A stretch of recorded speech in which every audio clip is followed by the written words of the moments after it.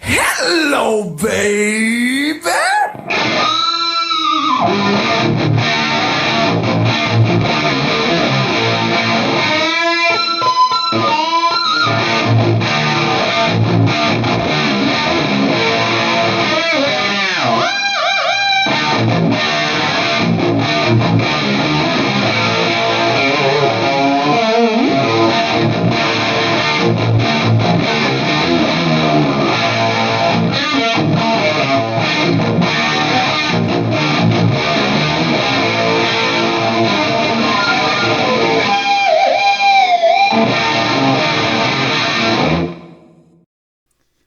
Hey guys, we finally did it.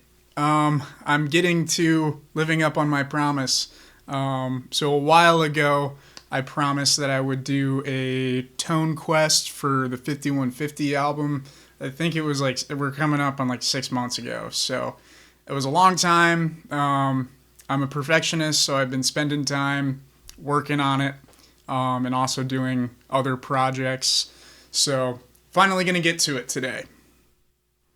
In this video, I'm going to be going over the guitars that I used, all the specs that come with that.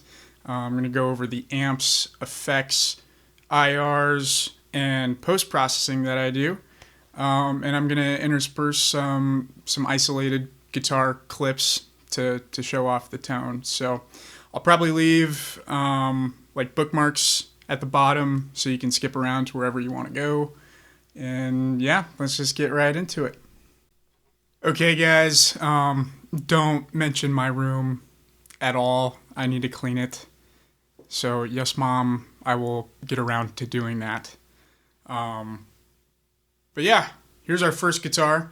It's a Kramer 5150 replica that I made back in October with the help of Chris Hubbard. I want to shout him out. I would not have been able to do it without him. Also, Rob Johnson, Casa 5150. He's a big help as well. But yeah, I might do a separate video on this just to, share the process of how I made it and everything. It was a total blast. Relicked it and everything.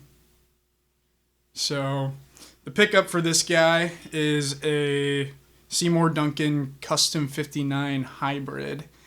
So I believe in the original 5150 there was a JB, a Seymour Duncan JB, that got destroyed somehow, and it raised the ohms or the resistance to like 150,000 or whatever. But you'll notice, when he plays his 5150, it's pretty obvious. There's almost like a P90 quality to the sound of it, which is pretty unique. So I think that the Seymour Duncan Custom 59 Hybrid gets the job done pretty well for what I needed it to do. I know Pariah Pickups, they make like a replica of Eddie's JB, but I did not go that route. For the Floyd Rose, it's just a Floyd Rose 1000 that I stole from a different guitar. Even has the pop-in arm. I hate the bushing style, or the screw-in style. And then a Yngwie Malmsteen 500K volume pot. Swamp Ash body. That's something to take note of. Some people speculate if the 5150 is basswood or poplar, because that's what Kramer was using back in the, around the time that the 5150 was built. But I've heard that it's swamp ash. Maple neck, of course, hockey stick headstock. So I got the body and the neck for this from Lock Custom Guitars. For our next guitar, I have an Ernie Ball Music Man Axis, which I used on some of my previous videos, my early videos. So of course, this is not period correct with the time for 1986, because Eddie only moved to using Ernie Ball Music Man guitars in 91, something like that. But I heard that the bridge pickup, was kind of modeled after the Kramer 5150, but I don't know. It doesn't really sound the same to me. But I think it gets the job done for doing Van Halen stuff. It's just stock pickups, stock everything, except for I put a EVH tuner on it. So, yep, this is a 2023 model in a Lullaberry Burst, and it looks freaking gorgeous. So for the next clip, you're going to see a younger bearded Connor explaining the Stratocaster that I used for Best of Both Worlds. So the reason why I'm not refilming it is because I sold it. I sold it so I could build. Let me get up real quick.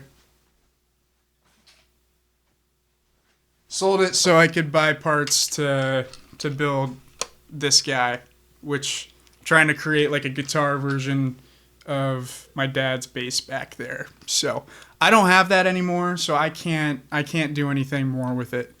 So I'll let him explain. So for the next guitar that we have here, it's just a American Vintage 2 1957 Fender Strat. I've got Eric Johnson pickups loaded in there because I got this when I was in a big Eric Johnson phase. That's why I got the two-tone Sunburst.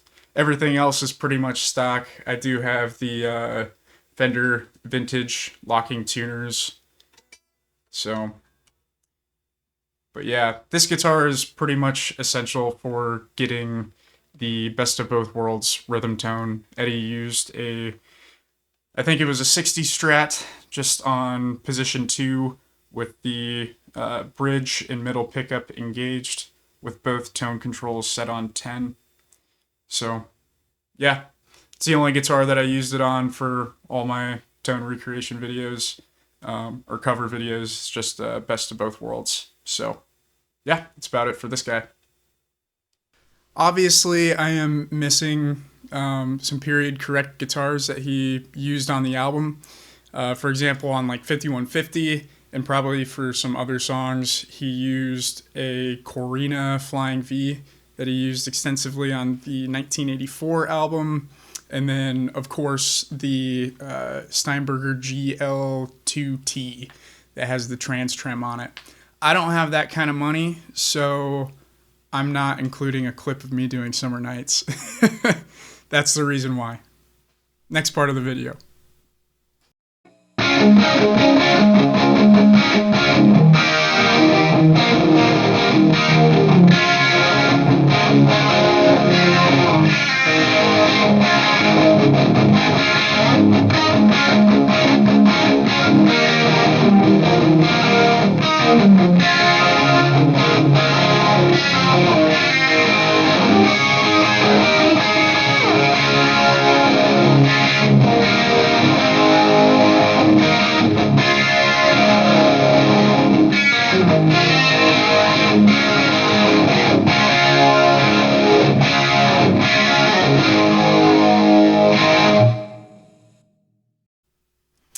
Let's start off with the amps, shall we? So, for the amp that I used a Marshall SV20H head. It's basically just a tiny little 20-watt baby plexi. So, you can see my settings right here. I have the presence, bass backed off a little bit, the middle at max on 10. I'd go to 11 if I could. And then treble I have backed off as well. So what I found is with some of these plexi units, if you have the treble all the way on 10, it kind of gets a little bit crashy. And it's just not the sound that I thought worked with the 5150 album. For, the early Van Halen stuff, I would probably say treble on max, but we'll get there when we get there. And then the high treble, I have it on 10, and then the normal knob, I'm not using this channel because it's not patched in, only patched into the top left input, which is the high treble input. So that's about it and I'm running it on the full 20 watts too. This amp has the option to switch from 5 watts to 20 watts, and I just said go big or go home. So yeah, that's about it for the amp. Next up, we have some of my rack right here. So everything's just plugged into a Furman power conditioner using a ISP Technologies decimator for my noise gating. It's a fairly transparent noise gate, and it's really cool. I mean, you can noise gate both the signal coming from like your pedal board or your guitar, and you can also noise gate the effects loop of your amp, which is pretty nice. Then I'm using a Torpedo Live for my attenuation and my IR loading, because I live in a duplex. I cannot run 20 watts through greenbacks on full blast, or else I would be homeless. So that's about it for that. I'll get into the settings once I load up Reaper and everything. Then next I have an Eventide time factor and an Eventide pitch factor. The time factor's not engaged at all. He didn't really start using like digital delays until the For Unlawful Carnal Knowledge album. But I am heavily using the Eventide harmonizer right here. So I just have that set. Sometimes I'll drift between the H9 for 9 1 and the H9 for 9 2. Just depending on the vibe. I don't know. I think the H9 for 9 1 has a little bit more glitchiness to the pitch tracking than the H9 for 9 2. So yeah, it gives you some options. I just have the mix set up at full blast 100%. Pitch mix is down the middle. And then pitch A, which is going to be like your right channel, or your left channel, sorry, is how I have it set up. The left channel is completely unaffected. It might get some coloring from the unit itself because the mix is on full, but no pitch shifting there. On your right channel is where I'll have it set anywhere from -5 to -6 cents. It just sort of depends on the song. I think they must have, messed with settings during the middle of the sessions. And then for the delay, so the delay is going to be, since we have the mix at 100%, it's going to delay your tracks from each other. It's not like a ... delay. It's just a little pre-delay. So on the left channel, I have no delay. On the right channel, I have 32 milliseconds of delay, and that gives you the Haas effect. So the Haas effect is when you move two identical audio tracks separate from each other and give it a little bit of delay and some pitch shifting. It'll create a bigger, wider sound, which is how he gets that. He doesn't use chorus on this album. So not the X knob and the Y knob that controls your feedback. I have that set on 0. There's no feedback. So that's about it for the effects. I am using a Variac. I plugged my Marshall into a Variac, and sometimes I don't use it. Sometimes I'll maybe drop it down to, so normally you're sitting at about 115 to 110, and I'll drop it down a couple volts, and it just gives me a little bit of mojo. Basically, all the Variac does is it just compresses your sound the more you lower the voltage.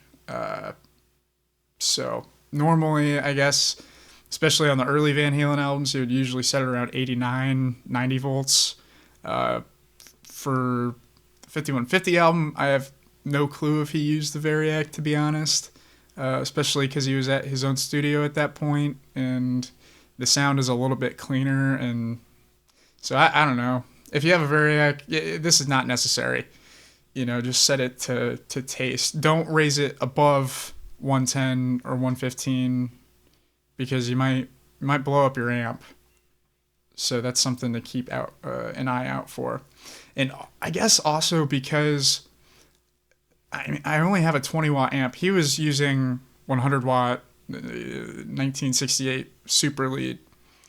So that's a pretty sizable difference in plate voltage, I would imagine. So if you have a 20 watt amp, you might not even need to use this, because you might already get some sag if you're running it on 10. I don't know how that all works, so don't take my word for it. And then lastly, the last pedal, I just have a Boss EQ running straight into the front of the amp.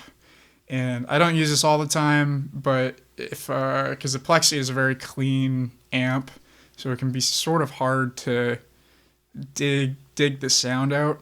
So just a little bit of boost right here on the volume knob, and maybe lowering some lows coming into the front of the amp. This just helps you get some more grease on it, or some gas, like I have it labeled right here.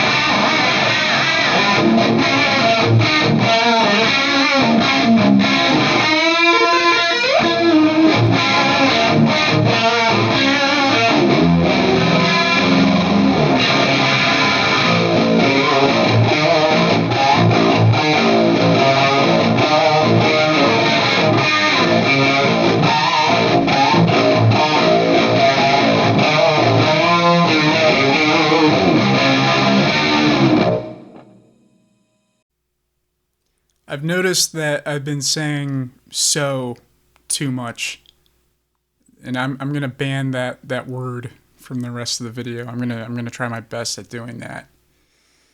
Now we're on to the Reaper portion for the post-processing, and we'll start off with the left and right channel. So this is just my guitar input. And all I did was just put some EQ on the left channel, just kind of minor EQ. I used a preset and I messed around with it a little bit, and it just got me the sound that I was looking for. And I didn't apply that to the right channel, because when you EQ the two channels differently, it makes the stereo image a little bit wider. Then for the reverb here,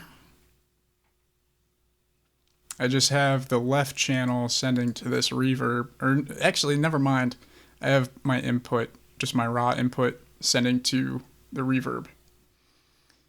All I'm using for this is just a basic hall reverb from Amplitube. Here's my settings right here. Mixes on full, hall type 1, yada, yada, yada. There's really no rhyme or reason for the settings that I chose. It's just what sounded best to me. It's pretty light in the mix anyway, so you're really not going to notice it. It's really just there for space. I think refer to Jim Gaustad about this.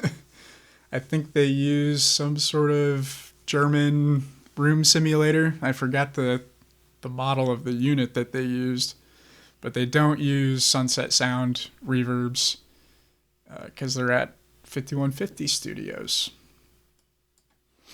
And then for the master bus, what I've got here, this is really the secret sauce, and don't comment that I'm cheating.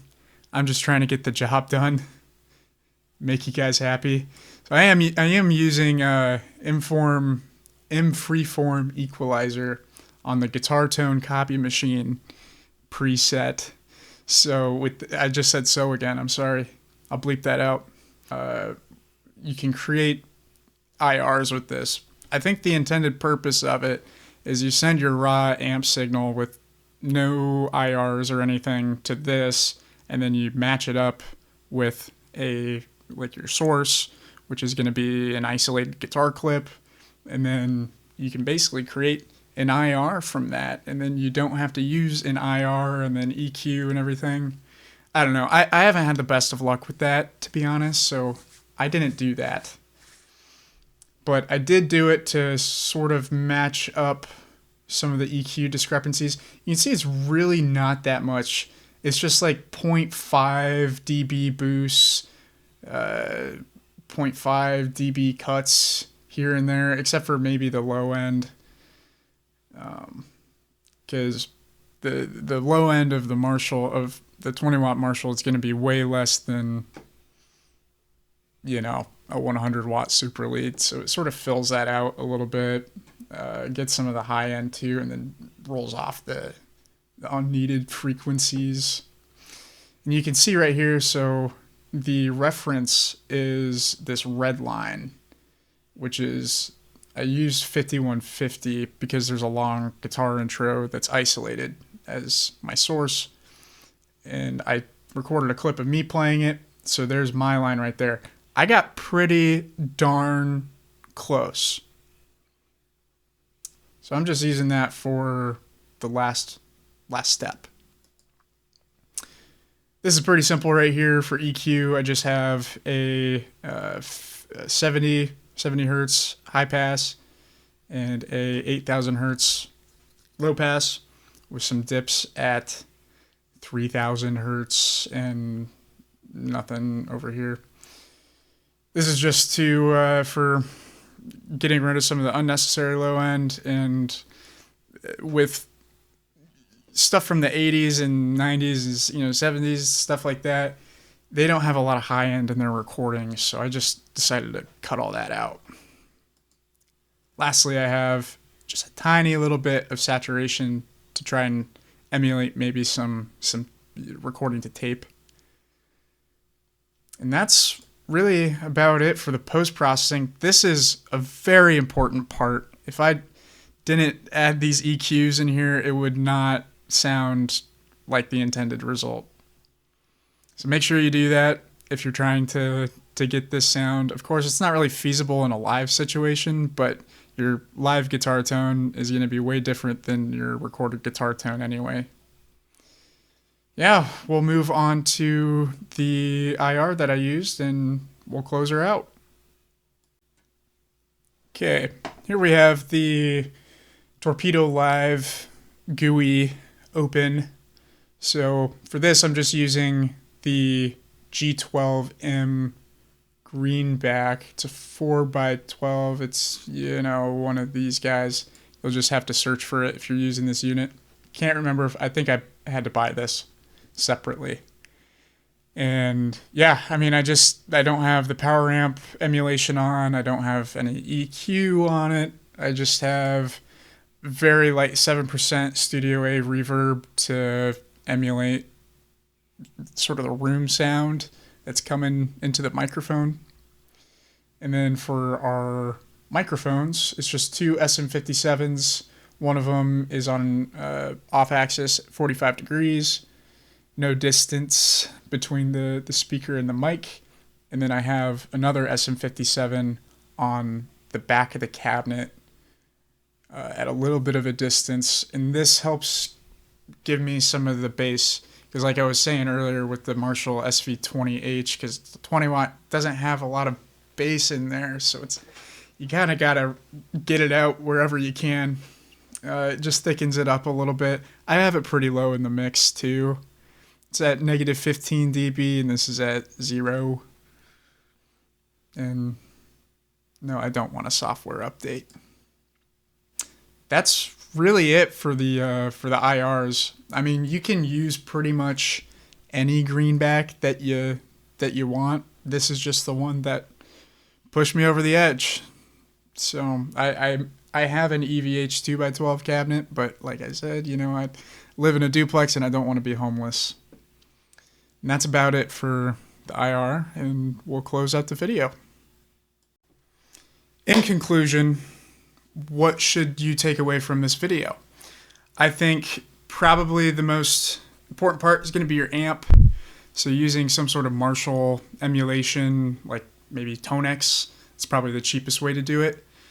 It's going to be your biggest part. Having some sort of Eventide emulation, or like a pitch factor, or an original H949. I think you can get the Eventide H9 for 9 plugin for cheaper than the pedal unit online. You can just load that into your DAW. And then lastly, I guess, is the post-processing. I mean, not a lot of people realize when they watch, guitar cover or guitar-related content that there can be a lot of post-processing going on. People messing around with EQs and compression after it's already recorded. So a lot of the times the tone that you want is not going to be the tone that comes out of your speaker, at least in my experience. But, hey, if this video helped you get a little bit closer to the 5150 album sound, then let me know in the comments. Hope you enjoyed it. Let me know what you want to see next, because I'm finally concluding this project that I've been working on for a very long time. I might go back to some of the earlier Van Halen albums, or I might go to... I don't want to do OU812 because I don't like the sound on that album. But I might do like For Unlawful Carnal Knowledge, especially because I have this unit right here, little Soldano preamp from Synergy. And yeah, I mean, I'm an open book. So, have a good one.